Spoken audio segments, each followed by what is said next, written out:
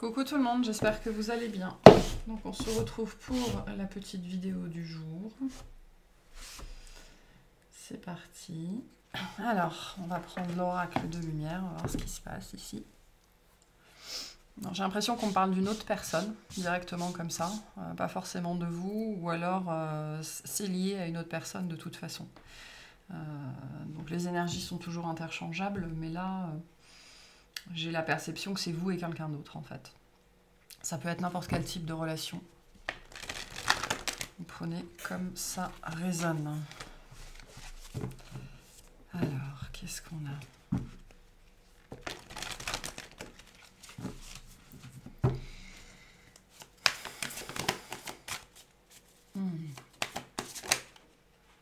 J'en ai trop.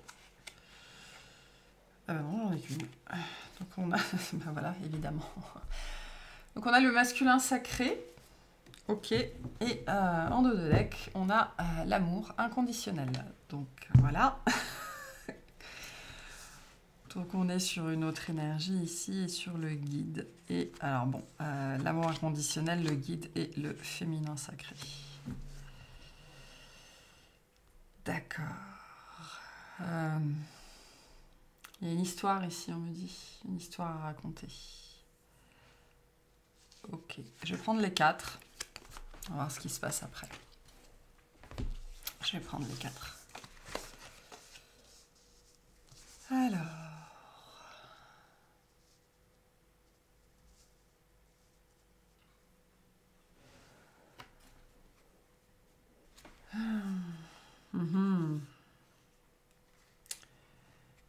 Oui, ok. Donc, bon, je vais y aller directement. Je tirerai peut-être du tarot après ou différents oracles, mais on va commencer directement comme ça. Si je voudrais... je vais préparer... C'est un peu en freestyle, hein. Bon, vous avez l'habitude, c'est pas très grave.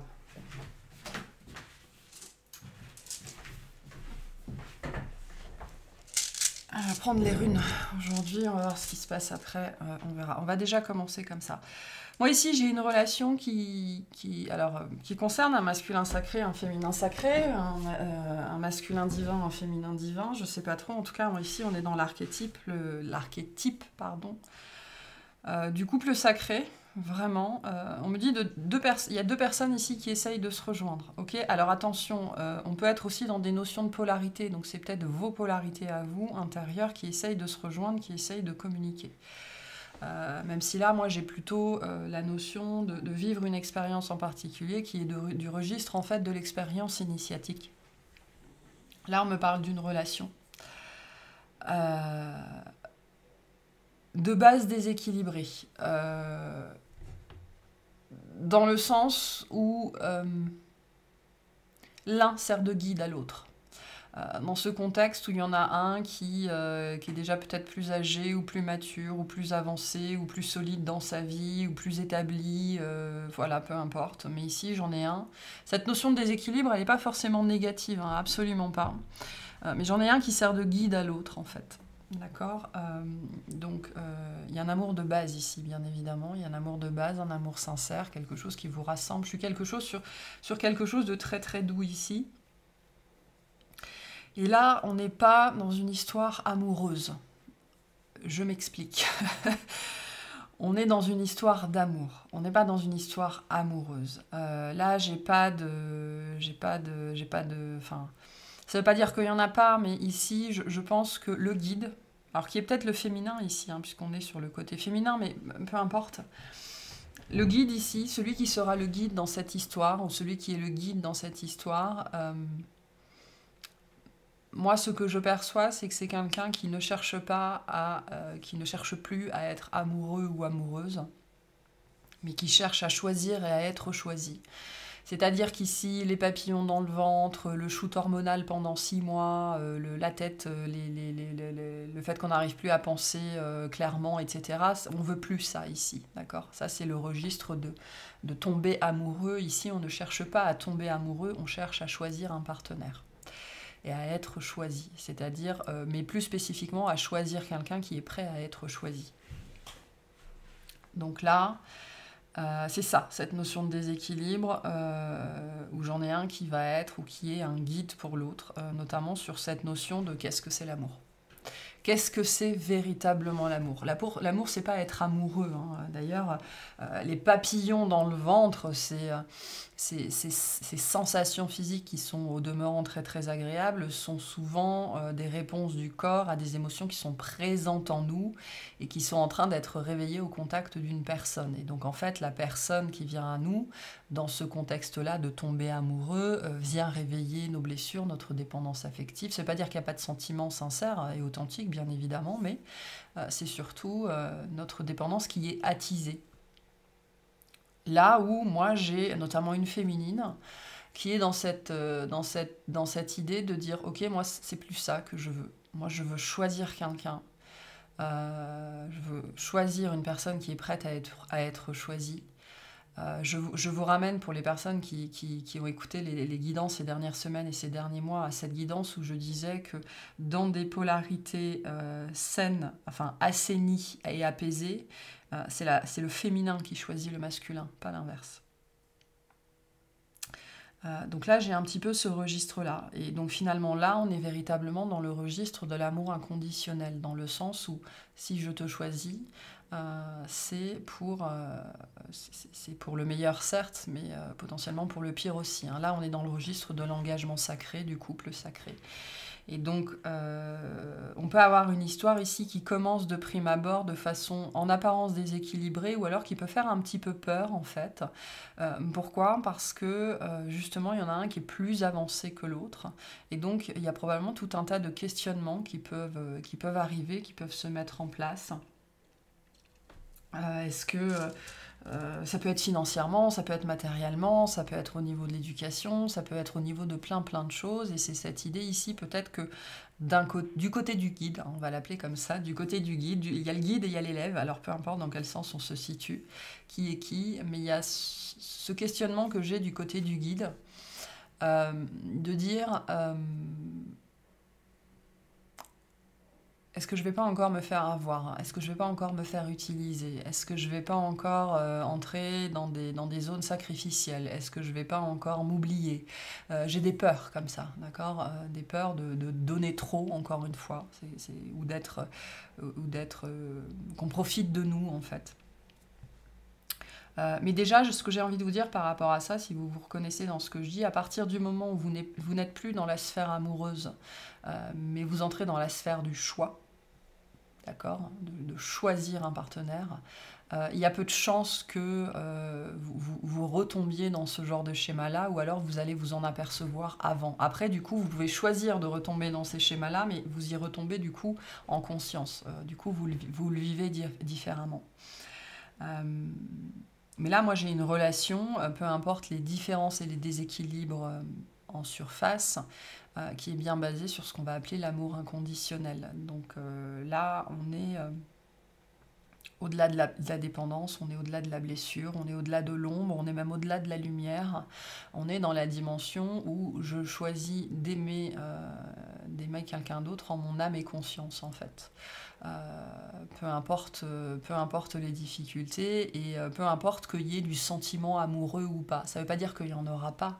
Le sentiment amoureux, en moyenne, il dure à peu près 6 mois. Hein. C'est le temps que le système hormonal se calme et bien souvent, soit on arrive à se renouveler, notamment à renouveler le désir et l'attachement, soit on tombe dans une espèce de routine, en fait, hein, et il y a des gens, ils ont été amoureux l'un de l'autre pendant 6 mois, 1 an, et puis après ils vont être ensemble pendant 15 ans, et c'est de l'affection, c'est de la tendresse, mais il n'y a plus ce sentiment-là. C'est plus du sentiment de confort et de sécurité ici. Mais là, on est vraiment dans un autre registre, où on a une histoire... J'ai pas envie de dire très belle, probablement très belle, mais... La notion de la beauté, ici, elle peut être un petit peu trompeuse dans le sens où c'est pas forcément une relation très très facile. Parce que là, on est sur quelque chose, que ce soit au niveau du guide ou au niveau de l'élève, qui va nous faire vachement bosser sur nous ici. Hein. Il y en a peut-être un des deux, le guide, lui sera sans doute amené à travailler peut-être sa légitimité, mais aussi... le côté un petit peu professoral ou le fait d'accepter qu'on ne sait pas tout, qu'on ne sait pas mieux que l'autre, ou le fait de se mettre en danger un petit peu, peut-être au niveau de la matière, où l'élève, lui, devra apprendre à s'ouvrir, en fait, à ouvrir le cœur, à s'ouvrir en deux, à se laisser toucher, peut-être à se laisser blesser, et puis peut-être aussi à travailler sur cette notion d'amour-propre, de respect de soi-même, de susceptibilité et de valeur de soi, en fait. Hein. Donc là, on a une relation qui est certes, je pense, très belle, mais qui peut être, si on n'est pas prêt, assez compliquée en vérité, parce que c'est ce genre de relation qui vient vraiment toucher la blessure du doigt, quoi. Et si on n'est pas prêt à se laisser toucher à cet endroit le plus fragile de nous-mêmes, souvent ce sont des relations qui éclatent ou qui deviennent ce qu'on va appeler très très toxiques. Hein. Mais là, j'ai quand même... j'ai une belle relation ici. Une belle relation particulière, je pense. Et je sens quelque chose de très doux. Hein. Et vraiment, très honnêtement, je sens même pas nécessairement de sentiment amoureux plus que ça. Il y a peut-être un espèce de clic, de déclic. On se reconnaît, on s'apprécie.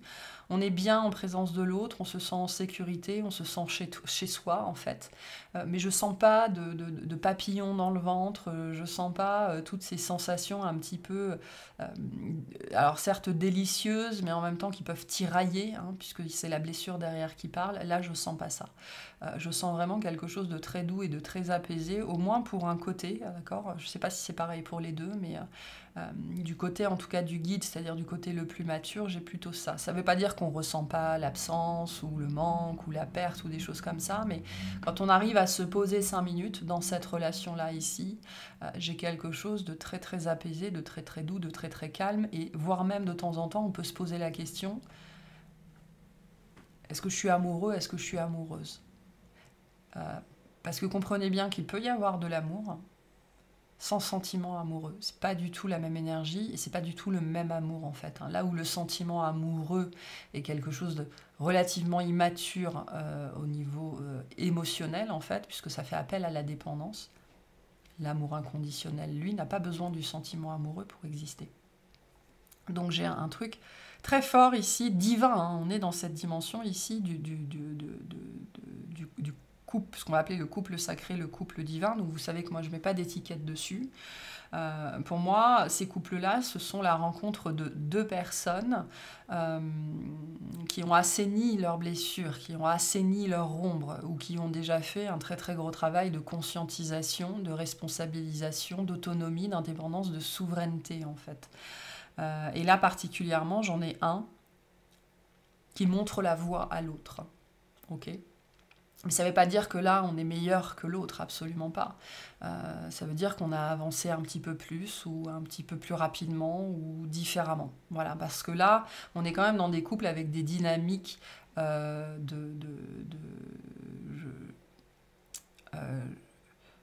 je te tire, tu me suis, tu me tires, je te suis, etc., etc., avec des dynamiques comme ça, d'accord, où l'un entraîne l'autre, et quand l'un est fatigué, c'est l'autre qui prend le relais. Et donc, peu importe il y en a un qui soit plutôt un guide, parce que finalement, dans cette relation, le guide est sans doute le plus grand, le plus grand des élèves. C'est toujours le cas. C'est aussi une relation ici qui est extrêmement, extrêmement protégée avec cette notion de guide hein, qu'on regarde, qui est épiée, alors voilà, que ce soit par les guides, par la source, par l'univers, par le divin, par la conscience collective, enfin, vous appelez ça comme vous voulez, hein, le concept que vous mettez derrière vous appartient, mais c'est quelque chose qui est scruté, qui est scruté, qui est regardé de près. On regarde comment ça se passe, etc., etc. Mais c'est basé vraiment, vraiment sur l'amour inconditionnel, parce que ici, on est sur des personnes qui se sont détachées ou qui sont en détachement, mais vraiment réel, de la dépendance affective. Ou en tout cas de tout ce qui les entravait, ou d'une bonne partie de ce qui les entravait jusque-là, pour réussir à manifester l'amour, quoi, avec un A majuscule, et non pas simplement le sentiment amoureux, qui n'est pas du tout, du tout, du tout la même chose.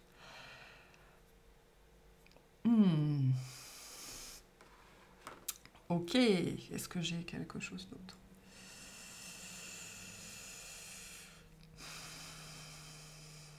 Je pense que dans cette disposition-là, le féminin est le guide. D'accord. Le féminin est le guide et le masculin est celui qui a peut-être le plus... Alors, c'est pas une notion de quantification, mais c'est peut-être de ce côté-là qu'il y a encore, par exemple, du sentiment d'amoureux et donc une dépendance qui répond. Ou alors, c'est peut-être de ce côté-là, en fait, que l'amour vient, notamment un petit peu de dépendance, vient plus nous travailler, en fait. Plus nous faire travailler, plus nous faire réagir, plus nous faire nous questionner. Parce que j'ai comme cette idée, et on me renvoie cette notion de déséquilibre, je pense qu'ici, du côté du masculin, alors voilà, c'est toujours interchangeable, faites attention à ça.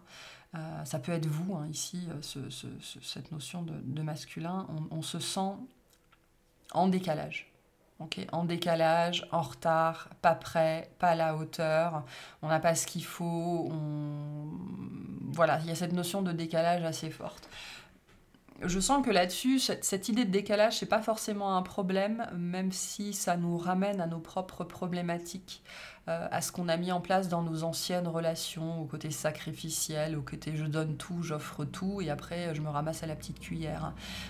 Donc il y a quelque chose ici de l'ordre plutôt de la résurgence chez la féminine, qui vient là en fait pour lui faire prendre conscience que déjà elle réagit plus de la même façon, elle n'est plus la même personne et il y a très très peu de chances qu'elle accepte de nouveau les mêmes choses comparées à avant. Donc c'est potentiellement pour certains, certaines une relation qui vient vous montrer, si c'est vous la féminine ici, où vous en êtes en fait dans votre propre développement, notamment lié à la dépendance affective et à l'amour au sens large, à l'amour inconditionnel. Même si là, on me parle plutôt d'amour universel. Pas tout à fait la même chose. Mais là, concrètement, on est dans un contexte, on est face à une personne, on l'aime, on ne sait pas pourquoi. Vous savez, j'ai des gens dans mon entourage, et ça m'a toujours perturbée quand on a eu ce genre de discussion, qui, quand quelqu'un du groupe leur présente sa nouvelle copine ou son nouveau copain, ils vont demander qu'est-ce que tu lui trouves, quoi, pourquoi il te plaît ou pourquoi elle te plaît. Moi, je trouve ça complètement con, quoi, dans la mesure où, je sais pas, on va dire, j'aime bien, il me fait rire, par exemple. Donc, le jour où il vous fait plus rire, vous arrêtez d'avoir des sentiments pour cette personne. Là, on n'est pas du tout dans ce registre-là. On a de la tendresse, de l'affection, du désir, de l'amour. On ne sait pas d'où il sort pour une personne qui ne s'explique pas.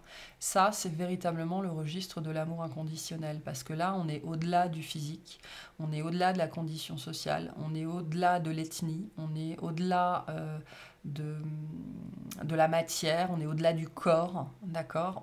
On est dans cette appréciation et cet amour d'un être qui... ne s'explique absolument pas, qui n'a aucune logique a priori comme ça et qui pourtant existe, mais qui est quelque chose de très doux dans le sens où ça vient pas nous déchirer, ça vient pas nous tirailler, ça vient pas nous faire mal, ça réveille pas nos blessures, ça réveille pas nos peurs.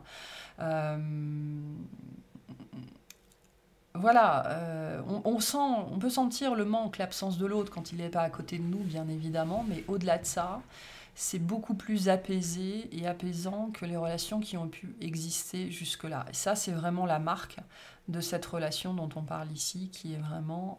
moi, j'ai la notion d'apaisement et de sécurité qui sont très très fortes ici. Mais par contre, avec cette notion de décalage. Donc il y en a peut-être un des deux qui se sent potentiellement en insécurité face à l'autre parce que il se considère là quand l'autre est là. Mais ça, c'est le chemin à parcourir.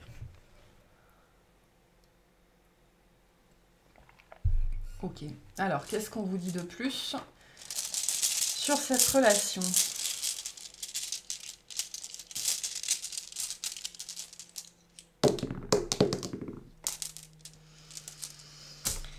Alors, oula, attendez, j'en ai une qui est tombée dans ma manche. J'ai un atout dans ma manche. J'ai un atout dans ma manche. Alors, qu'est-ce qu'on a ici ? Ah, on a deux fois Kenaz. Alors, je vais essayer de toutes vous les mettre dans le bon sens, n'est-ce pas ? Et C'est qui elle déjà? C'est Turisaz. Ok. Alors, qu'est-ce qu'on a? Donc sur le masculin sacré, on va avoir Kénaz.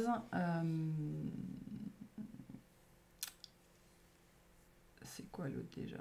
Kénaz et Tiwaz. Alors, Kénaz, qu'on a ici et ici, c'est la carte du troisième... C'est la rune du troisième œil, en fait. Hein. Ça représente la vision, ça représente l'œil d'Odin, c'est la capacité à voir l'avenir. Mais c'est aussi une carte de créativité, mais pas que. C'est une carte de capacité, de compétence, de technicité presque. Et Turisaz vient nous parler de justice, d'honneur, d'autorité, de leadership, quelque chose comme ça.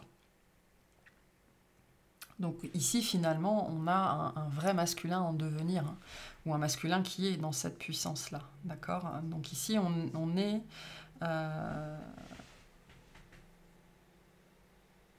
on est sur quelqu'un... Alors...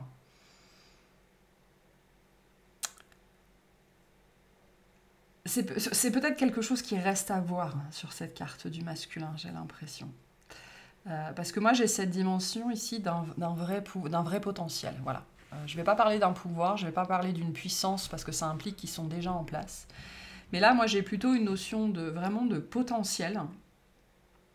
On est ici sur une personne douée vraiment de vision, ou de ressenti, ou de perception, ou de clairvoyance, que cette personne en soit consciente ou pas. Hein. Ici, on est sur un potentiel, en fait, en devenir, avec une grande puissance. C'est quelque chose qui est en train d'éclore, ou qui va éclore très très bientôt. Il y a quelque chose qui est en train de monter ici, probablement c'est assez profond, hein, ça vient de loin, c'est en train d'éclore, donc il y a toute une notion de processus ici avant d'arriver à la floraison en fait. Hein. Mais ici on est sur une personne qui est très très clairvoyant, qu'il en ait conscience ou pas, ou qu'elle en ait conscience ou pas, hein, parce que ça peut parler en termes de polarité, et qui a...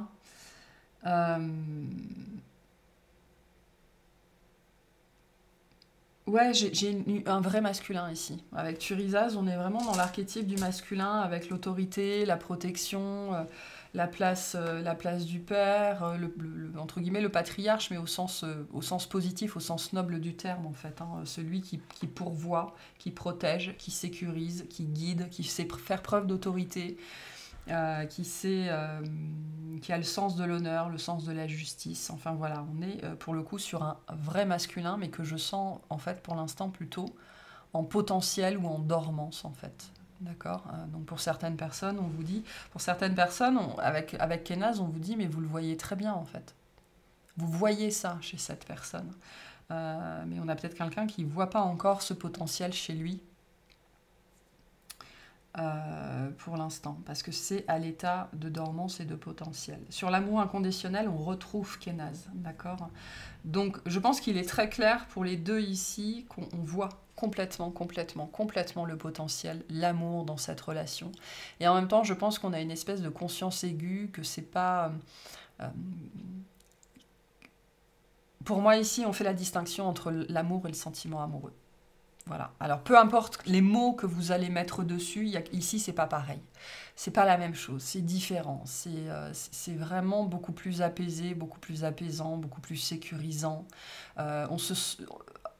Mais à commencer par soi, avec soi-même, en fait. Okay, ça veut pas dire qu'on se pose pas mille et une questions, parce qu'il y a toujours un moment donné où le mental s'agite, mais si on arrive à se poser, on arrive toujours à se calmer, et si on se connecte à cette relation nous apaise.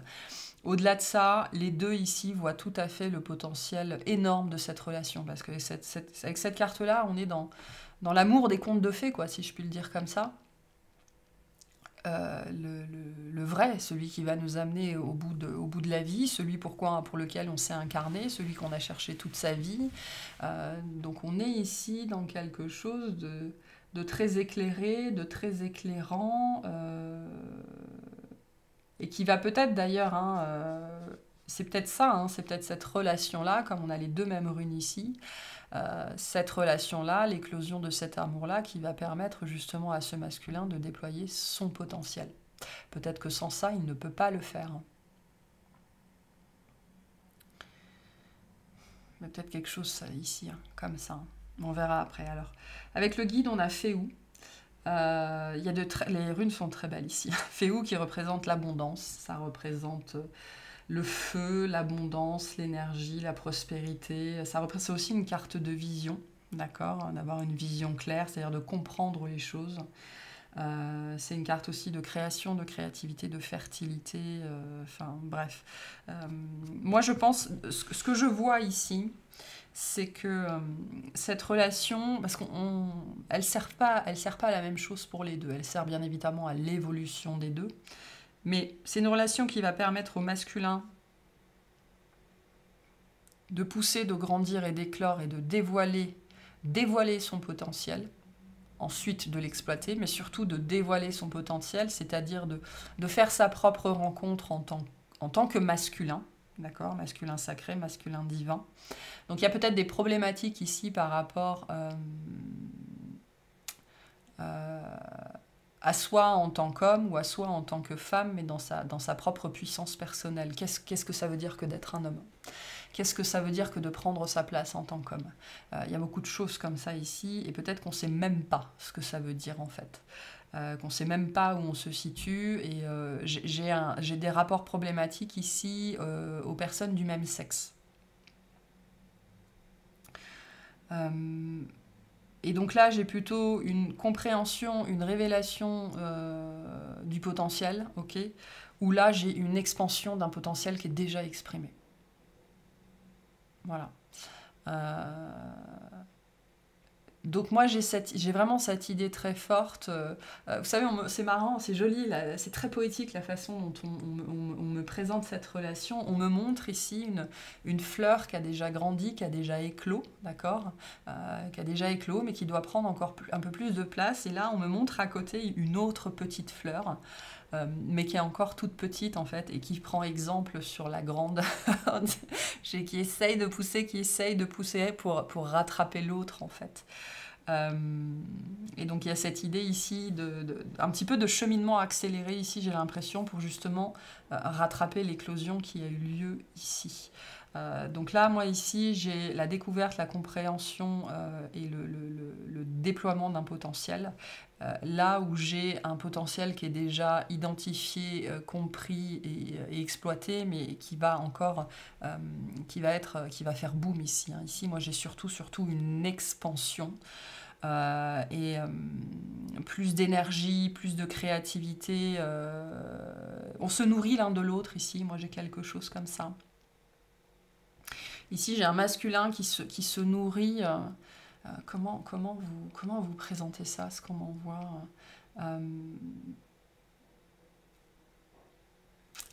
comment vous... C'est beau.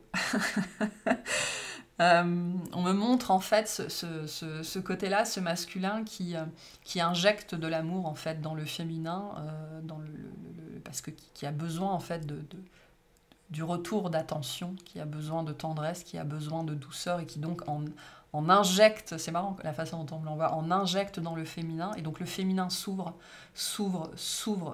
s'expand, et le féminin fait rejaillir de l'amour partout en fait, et donc notamment sur le masculin, et donc le masculin peut grandir, et donc je m'arrose, enfin tu m'arroses, je t'arrose, etc., etc. Donc c'est quelque chose qui fonctionne très très bien. Avec l'idée ici qu'on est sur des polarités qui sont vraiment dans leur périmètre, dans ce qu'ils savent faire de mieux, dans le sens où ici on a le masculin qui prend soin, enfin le masculin qui protège, le masculin qui pourvoit, le masculin qui sécurise, le masculin qui prend soin du féminin pour qu'il n'ait plus qu'à s'ouvrir, à rayonner, à être là, quoi. Parce que dans le système de polarité, la polarité féminine, elle a juste à être là et exister. Globalement, hein, on n'est pas sur une polarité qui lutte, on n'est pas sur une polarité... La polarité féminine n'est pas une polarité qui est censée être forte dans le sens où ses attributs naturels,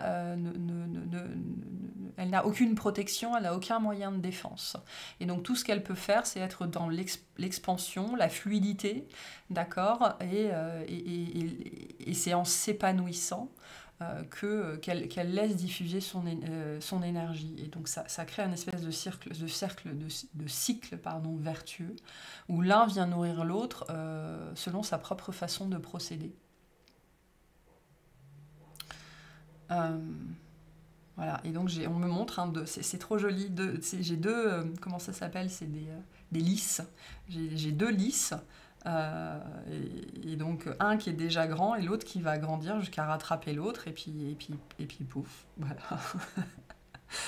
Bon bref, le guide avec Féou, donc, et sur la féminine, on a donc Turizaz qui est la rune de l'épine, hein. La rune de l'épine, c'est la rune de la rose aussi, hein. C'est la rune de la défense, c'est la rune aussi du conflit, du mode de protection, etc. etc. Donc là, voilà, hein, chacun son travail. Et ici, du côté, du côté du féminin, le but, ça va être justement un petit peu de... Alors, de déposer les armes, je sais pas. Mais moi, on me montre surtout, c'est un langage très fleuri, hein, aujourd'hui. Moi, je vois beaucoup de fleurs, donc ça parlera peut-être à certains d'entre vous, mais je vois beaucoup de fleurs. Et donc, on me montre vraiment une tige de rosier, pleine d'épines, et au bout, il n'y a qu'une seule grande fleur rouge. Donc, l'idée ici, c'est... moi, je vois pas cette idée de ranger les épines, absolument pas. Mais cette idée en fait de fleurir tout simplement, de fleurir pour la bonne personne. Donc ça va parler à certaines personnes dans le sens où vous n'avez peut-être jamais eu le sentiment de fleurir pour personne en fait, ou de n'avoir rencontré personne qui vous fasse véritablement éclore ou qui vous fasse vous donner envie d'éclore, c'est-à-dire que vous vous êtes potentiellement jamais senti suffisamment en sécurité, suffisamment choyé, suffisamment aimé, suffisamment apprécié, sécurisé, etc. pour véritablement vous laisser éclore. Mais j'ai une grande expansion ici. Et la notion de prise de conscience que l'épine n'est pas un problème. C'est-à-dire que pour certaines, ici, ce que j'ai sur cette dimension du féminin, c'est qu'on vous a peut-être reproché vos modes de défense. On vous a peut-être reproché d'être inatteignable, d'être intouchable, d'être incompréhensible, d'être trop mystérieux, trop mystérieuse, de ne pas vous ouvrir, de ne pas machin, de ne pas truc. Mais en même temps, si vous vous êtes jamais véritablement senti en sécurité avec les personnes avec qui vous étiez en couple, eh ben, ça risquait pas d'arriver. Et donc là, moi, j'ai une relation qui va vous faire littéralement fleurir, avec cette notion de feu, cette notion d'ouverture, cette notion d'expansion. Et si vous êtes encore en âge, il y a avec la fertilité, la créativité, il y a potentiellement des enfants ici, hein, ou au moins un enfant qui pourrait naître de ça. Alors la fertilité, c'est pas que l'enfant de chair, hein, ça peut être le projet, n'importe quel projet, ça peut être la créativité au sens large. Mais là, on est sur une relation. De toute façon, ce genre de relation-là, elles viennent pour qu'on les vive, bien évidemment, mais tout le temps, et pour moi c'est vraiment tout le temps, il y a quelque chose qui naît de ces relations-là et qui sert au plus grand nombre. Donc il y a quelque chose qui doit sortir de ça, qui va sortir de ça, et qui va demander notamment à ce que le masculin pousse. Voilà.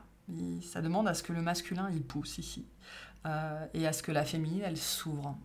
C'est-à-dire, sur la féminine, on a une notion de courage, hein. Ça demande le courage de s'ouvrir, le courage de s'assouplir et en même temps de s'affermir, le courage de se révéler, le courage d'être vulnérable, le courage de se laisser voir, de se laisser apprécier, de se laisser... vous savez, comme les roses qu'on vient dévorer des yeux ou qu'on vient humer, il y a quelque chose comme ça. Mais du coup, avec le risque qu'on puisse nous arracher la tête, quoi. Donc voilà, c'est ça la notion de courage sur le féminin. Là, on a une notion de courage, parce que comme dit, dans son archétype le plus primaire, le féminin est sans défense. Donc forcément, sa plus grande arme, c'est le courage, quoi. Il n'y a rien d'autre. Là où le masculin, c'est pas tant la notion de courage que la notion plutôt de valeur, hein. C'est-à-dire on m'envoie le mot fortitude, d'avoir suffisamment confiance en soi et en ses valeurs pour pousser, en fait, pour se montrer, pour sortir de terre et pour incarner son rôle, sa place, notamment de pourvoyeur et de protecteur, peu importe la forme que ça prend dans la matière. Donc on a un truc assez chouette ici. Hein. Un truc assez chouette. Bon. Je vais tirer encore quelques cartes là-dessus. J'irai clarifier dans l'extension ce qu'on peut vous dire sur cette personne en face. Je vais faire une extension parce que ça fait déjà 35 minutes que je parle. En tout cas, c'est joli. C'est joli, c'est joli.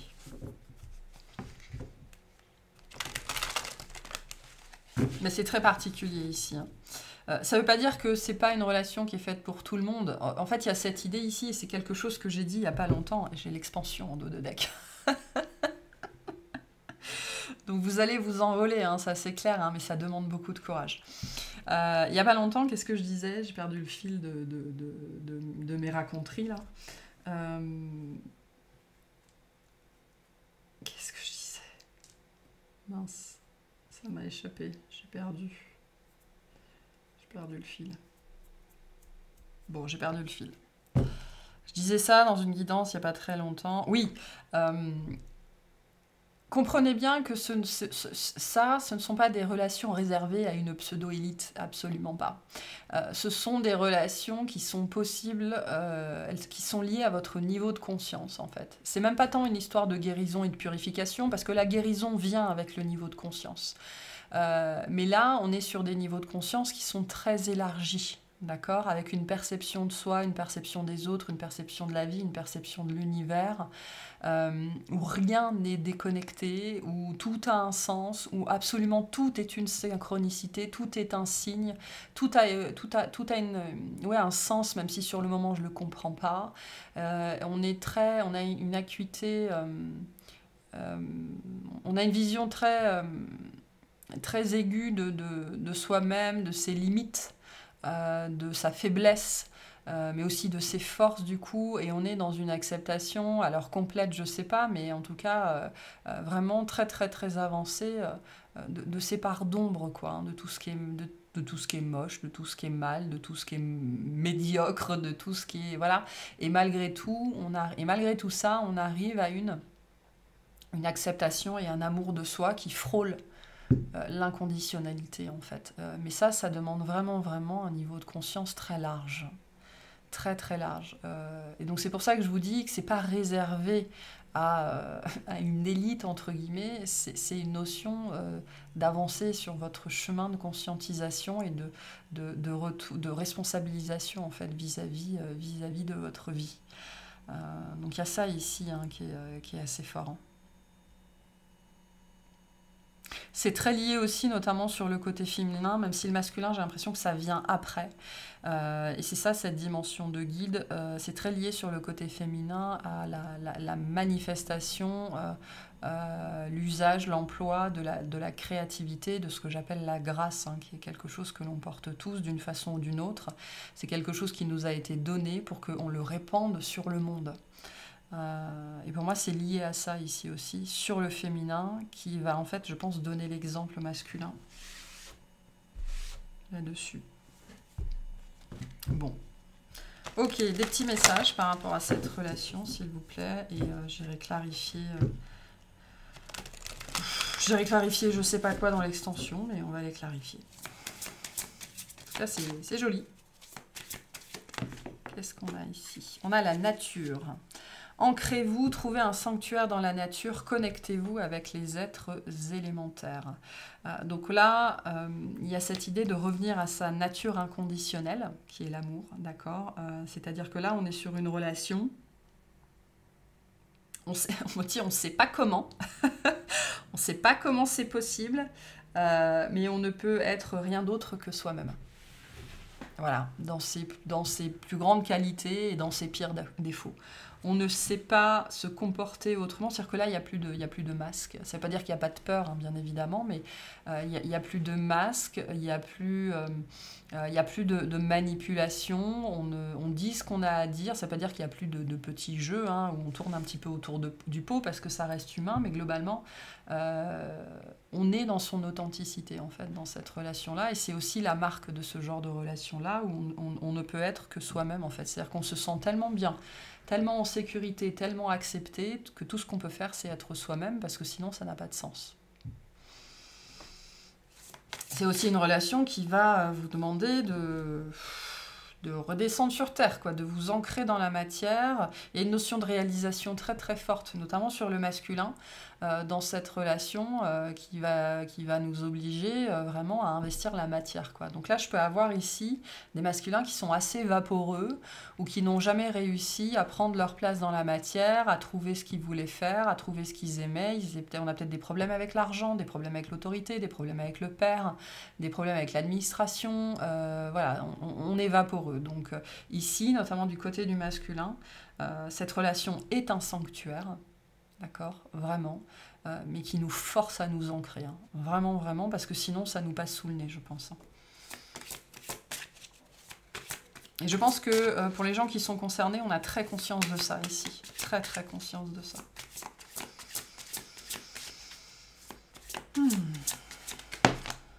J'en ai trop. J'en veux une seule. On a le chef. Assumez d'être le chef. Partagez votre message. Soyez une source d'inspiration et un modèle pour les autres. C'est le résumé de ce que je viens de dire, hein. Donc c'est une relation qui nous pousse.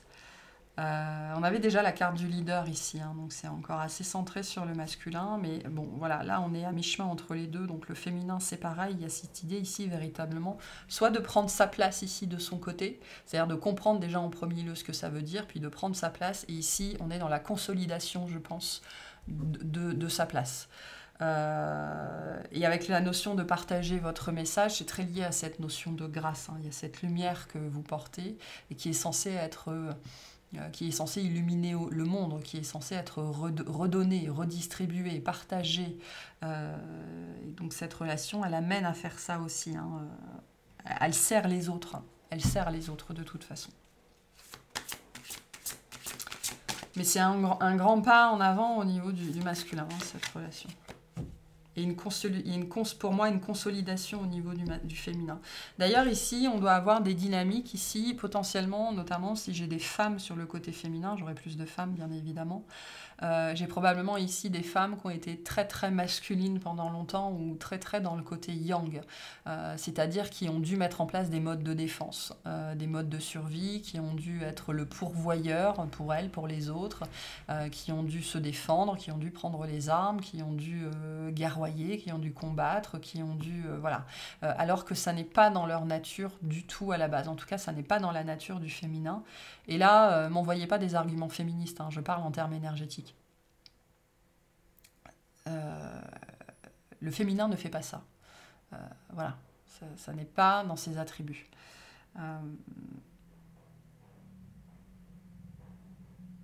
Et donc il y a une notion sur le côté féminin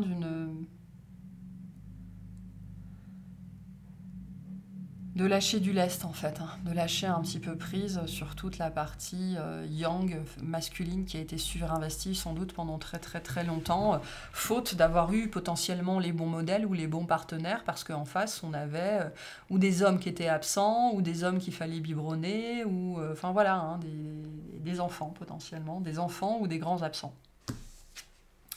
Et on a l'innocence du côté du féminin. Prenez le temps de jouer. Vivez, prenez soin de votre enfant intérieur. Vivez avec l'émerveillement d'un enfant. Donc voilà, hein, ici on ne travaille pas du tout la même chose, hein. Ici du côté du masculin, on doit s'incarner dans la matière vraiment pour de bon. On doit alors au sens large, hein, construire son sanctuaire dans la matière. On doit devenir un sanctuaire. Pourquoi ? Pour protéger l'innocence et la vulnérabilité et l'être profondément sans défense qu'est le féminin. Et les deux sont censés incarner ici leur plein potentiel, leur plein pouvoir. Cette relation va vous amener à ça. En tout cas, elle est censée amener à ça. Et à remettre chacun dans son alignement, droit dans ses bottes et dans son rôle, en fait. Et il peut y avoir ici vraiment un enfant. Un enfant. J'en ai pas deux, j'en ai un. Un enfant ou un projet ou un truc en particulier, vraiment, vraiment ici. Si c'est un enfant particulier qui notamment nécessitera de grandir dans un sanctuaire, entre guillemets. Ou pas, hein, au sens propre comme au sens littéral, ça dépendra, mais voilà. Mais ça, c'est pas un message pour tout le monde. Et par rapport à cette relation, on vous dit tout arrive en son temps. Voilà, c'est une histoire de cycle. Ok, on va les clarifier un petit peu dans une extension, mais c'est déjà un très très joli message. Et vraiment, pour les gens qui seraient en train de se dire, mais ça c'est toujours pour les autres, tout dépend de votre niveau de conscience. Voilà, c'est vraiment le dépassement de la dépendance affective. Allez, un petit message pour vous, pour finir. Et je vais aller clarifier ça dans une extension. Qu'est-ce qu'on vous dit? J'adore. Alors, je disais qu'on avait 2 fois Kénaz, qui était la rune de la vision, et on a la vision en dos de Daka. Donc, voilà. Ton amour a le pouvoir d'influencer et de transformer les événements à venir. C'est ce qu'on vous dit ici. Je vous la mets pour que vous puissiez bien la lire. Voilà. Et on vous dit qu'une intervention divine se prépare. Tu es certainement frustré par quelque chose qui stagne dans ta vie. Les avancées semblent lentes et fastidieuses. Malgré tout, ceci est une bénédiction. Une intervention divine se prépare. Quand le bon moment sera venu, les fruits de tes désirs vont mûrir. Donc rappelez-vous toujours, le temps joue toujours en votre faveur. Toujours.